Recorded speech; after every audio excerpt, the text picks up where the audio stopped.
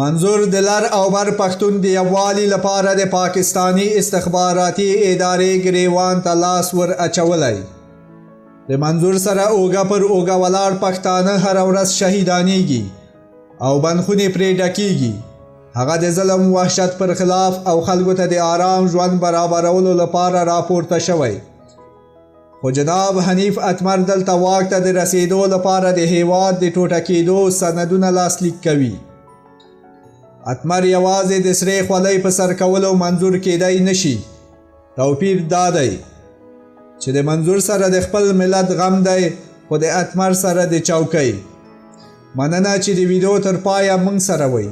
مهرباني وکړئ د افغانستان ایکسپریس چینل سبسکرایب او د زنګ تڼۍ کېکاږئ تر څو په راتلونکو کې زموږ ویډیوګانې له لاسه ور نه کړئ. او مهرباني وکړئ خپل نظریات مو په کامنټ کې را سره شریک کړئ.